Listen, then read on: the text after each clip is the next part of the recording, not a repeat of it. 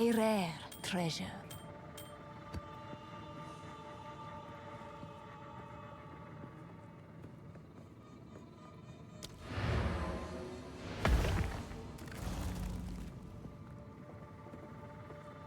We that dreamed.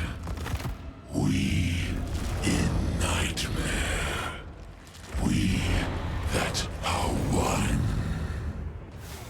We tire. Infinite pursuit.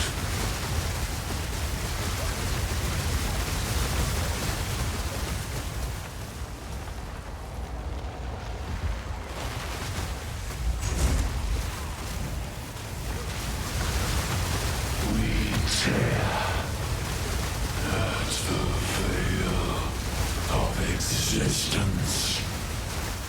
Fire taking!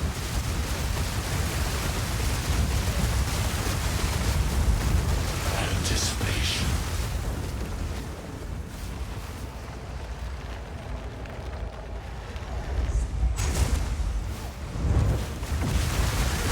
We are fury. Within our grasp.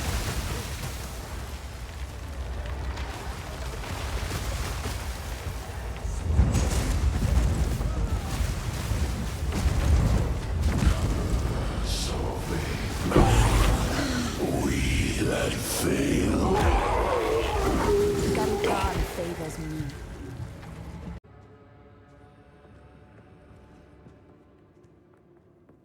So, at the eve of the end, the demon of Vatzoatl has finally come for me.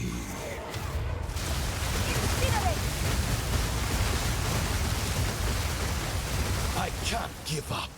I must save my people. No, I will succeed. The genius of the ball. I'm not impressed.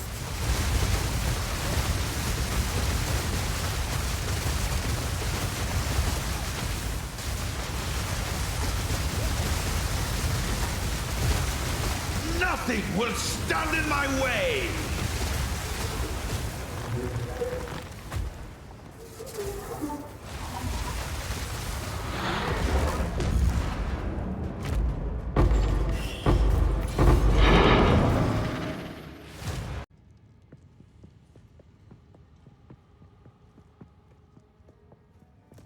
What foul energy gives life to you?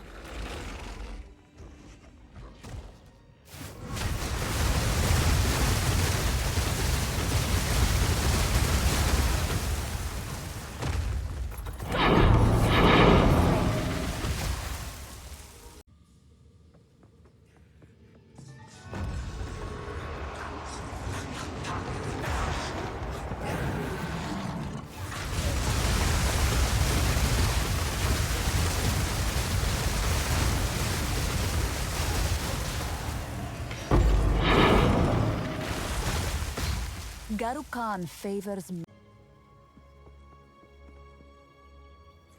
Halt! Your rampage ends here!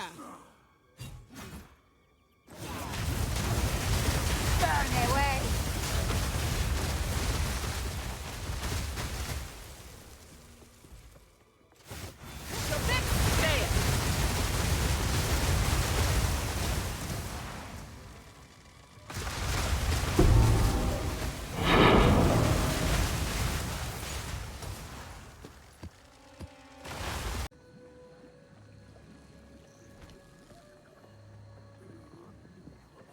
Clean skin wet. Does my family disgust you? They taste better than they look.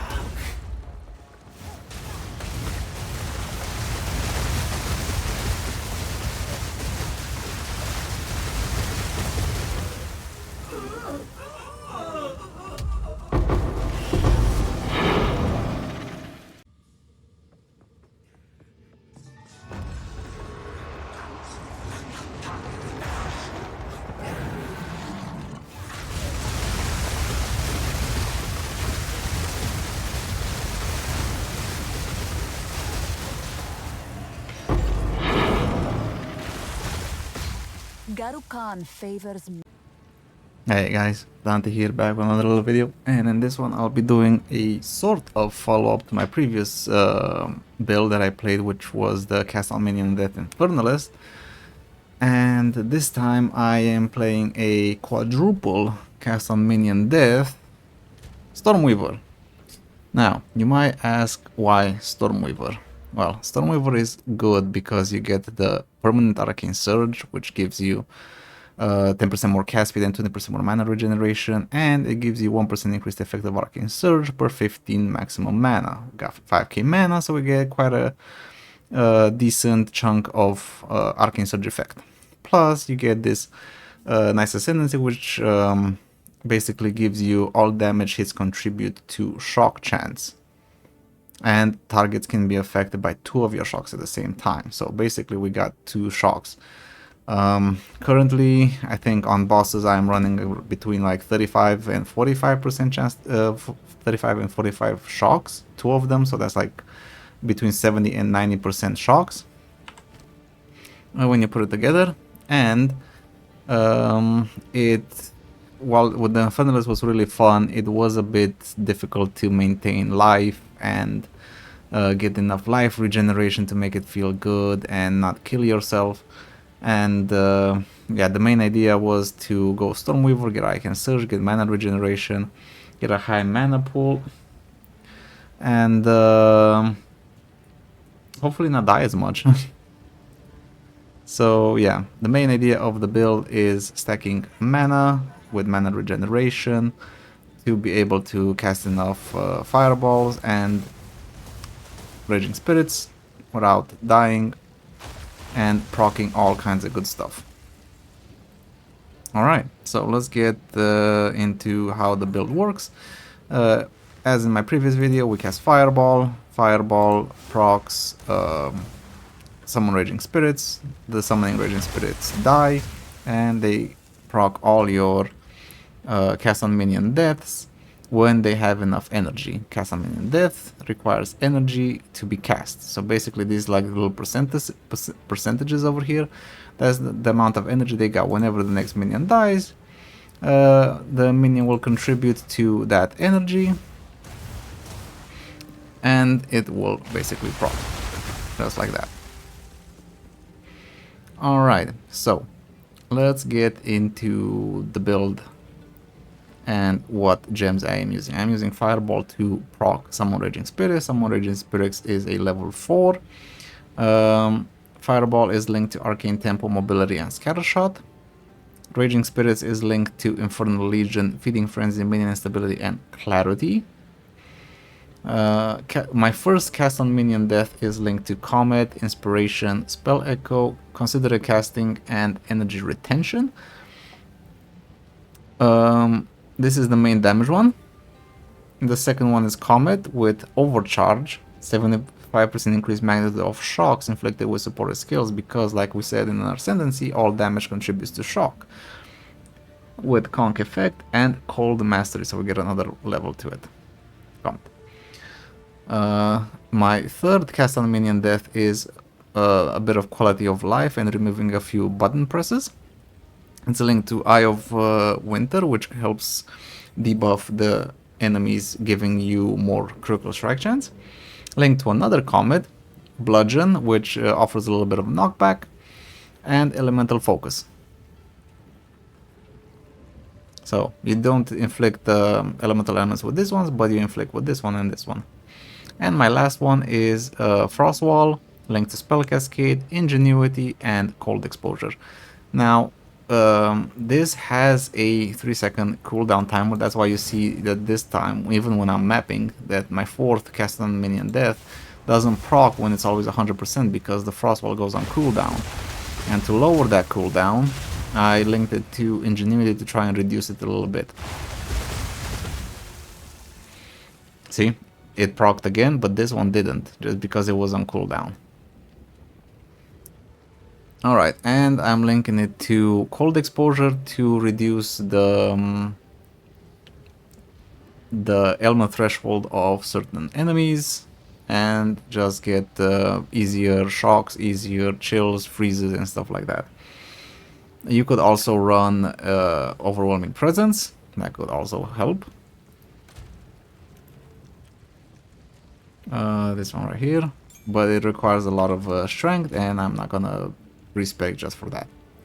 But just in case you got strength on your gear, you could run an Overwhelming Presence to help you with element threshold on certain enemies. While mapping, I usually disable this one and click blink. Not yet. It is not mandatory. If you want to run the 4 Cast On Minion Death and blink, you need a total of 330 spirit. As you see, I am missing 3. If I had an additional 3 spirit, I could run blink as well. I'm just too much of a to try and divine this because it's really well rolled, but we'll see in the future. Now, that's how the build actually works. You get you cast fireball, minions pop out, they die, and they proc all that good stuff. You need energy for your Cast On Minion Death to actually proc, and you will get additional energy when we get to the jewel slots. Now, when it comes down to the gear, nothing fancy. Well, actually, it is quite a bit. I have a huge spirit scepter, which has the double spirit roll. It's got % increased spirit and % increased spirit. You get 100 spirit from the campaign, and if this was divined a bit better to the 230, I could use blink as well without ditching the frost wall. For what you want on your scepter is high spirit, high mana, and high mana regeneration rate. That's pretty much all that you want. For the helmet and basically the gloves and the boots, you want a high ES roll, but the most important one is mana. You can get a mana and int. If you got high mana and high int, you can lower the ES requirements because we're using Eldritch Battery, which converts all of energy shield into mana. The higher the ES, of course, the better, but the priorities will be mana, ES, int, and resistances. That would be what you will be looking for. So I corrupted this in hopes to get spirit. I got mana regeneration rate, which is fine. As you can see, ES, mana, int, and res. Rarity is just a bonus.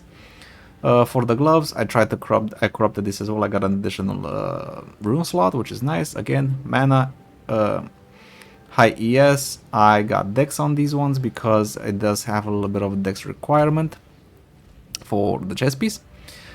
Not the chest piece, for the gems. So yeah, you want high ES, mana, int, or dex, or whatever you get dex on other pieces of gear, and resistances. For the boots, movement speed, high mana, high int, resistances, just the same. Basically, the int converts into mana, so it just adds to being more damage. For my build, I'm using Ingenuity. For the rings, I'm using, pretty decent rings, I guess, not the best.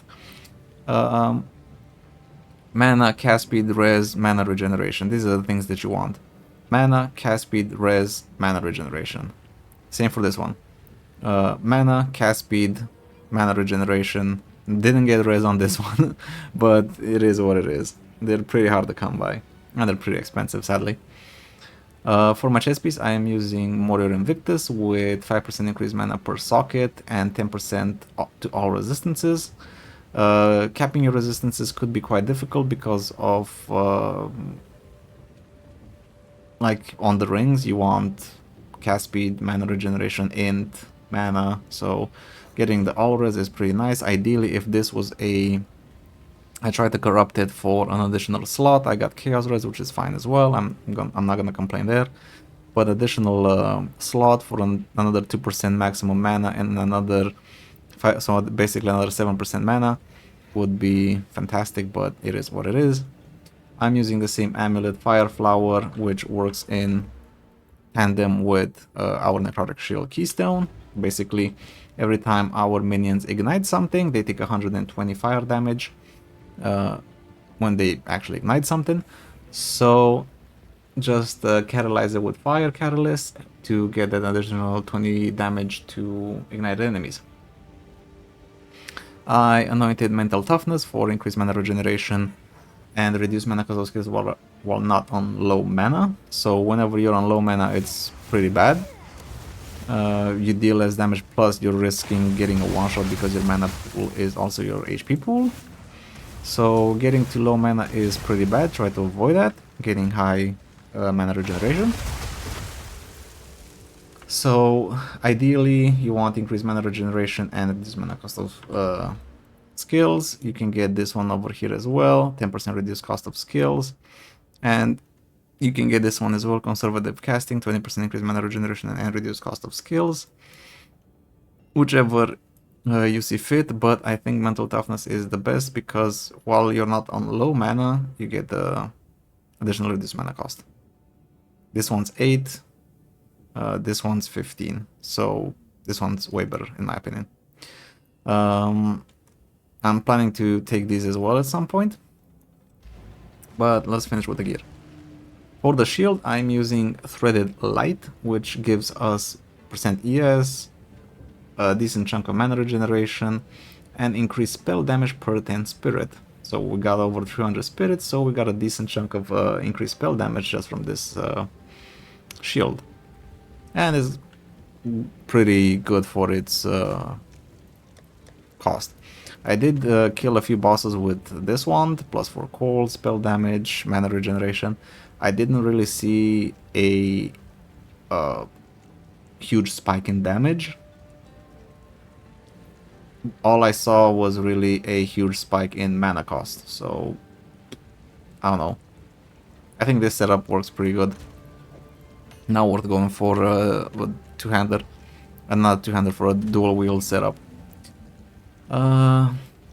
Alright, so that's my gear. I showed you guys the gems. Let's go into the skill tree and the jewels. So, basic Stormweaver, I guess some Archmage builds go path like this as well. So you path all the way up here, you get the mana regeneration, cast speed, mana regeneration, crit, freeze build up, and then we take Eldritch Battery, more mana, you get the spell damage per 100 mana, more mana, int equals mana, critical hit chance for spells. Necrotic Talisman was really good with the amulet. 20% damage recoup this mana is really good. More mana regeneration on the way. And regeneration with Arcane Surge. 40% increase of Arcane Surge. Also, this node is really good for 40% increased damage if you've dealt a Trigger Strike recently, and 20% critical hit chance. We are doing Mind Over Matter, which all damage is taken from mana before life, with the downside of 50% less mana recovery rate, but this means that we total have 1500 plus 1300, so basically 6700 life when you put these two together. Taking all of these increased energy for meta skills nodes, and this one as well, 25% chance to trigger skills to refund half of the energy spent. Just makes it more fluent. And then all these crit nodes. Over here, when we are talking about the jewels, I am using a Against the Darkness with increased mana and chaos resistance because I am very short on chaos res. So all of these nodes give me 1% mana and 3% chaos res. See? So 1% mana. So we got 1, 2, 3, 4, 5, 6, 7, 8. So we got 8% increased mana and 24 chaos res from Justice Will. Plus these two. So even more. When it comes down to your rare jewels, I opted for meta skills, gain increased energy, trigger spells, deal increased spell damage, mana regeneration rate, and cold damage. For this one, I have cold damage, mana regen, energy, magnitude of ignites doesn't really do anything, mana regen, pen, magnitude of shocks, which is really good, stun threshold, yes, cold damage, maximum energy shield. This one doesn't do anything really, the maximum energy shield, because it doesn't increase the mana. Crit chance for spells is also good, but meta skills gain 20% increased energy is the most important. Mana regeneration rate, meta skills increased energy, increased mana regeneration rate, meta skills, and magnitude of ailments. So this contributes to shock as well, so this will increase the magnitude of the shocks you apply. So when you're looking for jewels, you want meta skills gain increased energy, preferably like 12 to 13 or higher. Don't go for the low rolls because they're worthless. And I have quite a few of these. I think I have like five of meta skills gain increased energy, so you want a bunch of those. And yeah, spell damage, cold damage, I don't know if necessary. Cold damage, or probably spell damage would be better. And of course, mana regeneration rate is key. Now, as you can see, that's the gear, the tree, the gems. You can also probably do a Archmage setup with this. Probably gonna try it out, see how it goes. If not, yeah, we'll see. As usual, I'll have a written version of this pinned in the comments for ease of access. Make sure to check that out. If you have any questions, let me know in the comments. I'll try to answer to the best of my abilities. If the answer you are looking for is already in the video, it's gonna be in the video. If not, you can also check my previous Infernalist double Cast On Minion Death thing.